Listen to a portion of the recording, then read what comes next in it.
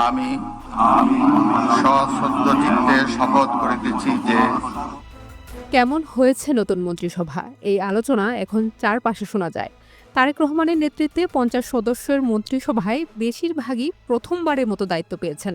এর মধ্যে মাত্র 9 জন সদস্য আগেও মন্ত্রী কিংবা প্রতিমন্ত্রী হিসেবে দায়িত্ব পালন করেছেন, যার মধ্যে কারো কারো তুমুল সাফল্য থাকলেও অনেকের বিরুদ্ধে আছে দুর্নীতি ও অনিয়মের অভিযোগ। 2001 সালে বিএনপি সরকারের বিদ্যুৎ প্রতিমন্ত্রী ছিলেন ইকবাল হাসান মাহমুদ টুকু। সে সময় বিদ্যুৎ খাতে সীমাহীন দুর্নীতি ও অনিয়মের অভিযোগ উঠে তার বিরুদ্ধে। দেশ জুড়ে শুরু হয় টানা লোডশেডিং। লোডশেডিংয়ের প্রতিবাদে তুমুল বিক্ষোভ সামাল দিতে 2006 সালের 21 মে বিদ্যুৎ প্রতিমন্ত্রী ইকবাল হাসান মাহমুদ টুকুকে পদত্যাগ করাতে বাধ্য হয় সরকার।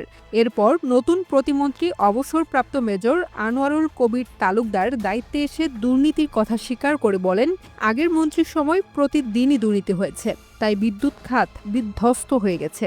এবারের মন্ত্রিসভায় ইকবাল হাসান মাহমুদ টুকু দায়িত্ব পেয়েছেন বিদ্যুৎ, জ্বালানি ও খনিজ সম্পদ মন্ত্রণালয়ে। 2001 সালে বিএনপির মন্ত্রিসভায় সবচেয়ে প্রশংসিত নাম সাবেক শিক্ষা প্রতিমন্ত্রী আ.ন.ম এহসানুল হক মিলন। তাকে বলা হয় নকলমুক্ত পরীক্ষার কারিগর। সে সময় শিক্ষার কাঠামোগত উন্নয়নের পাশাপাশি সারা দেশে নকল বিরোধী অভিযানে নেমেছিলেন তিনি। হেলিকপ্টার নিয়ে ঘুরে বেরিয়েছেন পরীক্ষার কেন্দ্রে। নকলের বিষয়ে তার জিরো টলারেন্স ব্যাপক প্রশংসিত হয়েছে। প্রতিমন্ত্রী থেকে এবার তিনি পূর্ণ মন্ত্রীর দায়িত্বে। তাই সবার প্রত্যাশা জংধরা শিক্ষা ব্যবস্থায় তিনি আবারও মান নিয়ন্ত্রণ করবেন। সাবেক যোগাযোগ উপমন্ত্রী আসাদুল হাবিব দুলু এবার দুর্যোগ ব্যবস্থাপনা ও ত্রাণ মন্ত্রণালয়ে মন্ত্রীর দায়িত্বে। 2009 সালের 24 জানুয়ারি দুদক দুলুর বিরুদ্ধে একটি মামলা দায়ের করেন। অভিযোগ ছিল তিনি অবৈধভাবে সম্পদ অর্জন করেছেন এবং 2007 সালের ফেব্রুয়ারিতে দুদকে দাখিল করা সম্পদের বিবরণীতে ভুল তথ্য দিয়েছেন। 2001 সালে বিএনপি সরকারে প্রথমে কৃষি মন্ত্রণালয় ও পরবর্তীতে বেসামরিক বিমান পরিবহন ও পর্যটন মন্ত্রণালয়ের প্রতিমন্ত্রী হিসেবে দায়িত্ব পালন করেছেন মির্জা ফখরুল ইসলাম আলমগীর। তবে তার বিরুদ্ধে কোনো দুর্নীতির অভিযোগ পাওয়া যায়নি।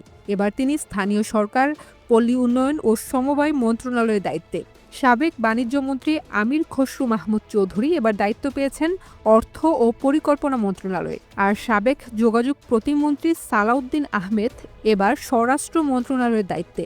বিএনপির গুরুত্বপূর্ণ এই 3 মন্ত্রীর বিরুদ্ধে অতীতে কোনো বিতর্ক নেই।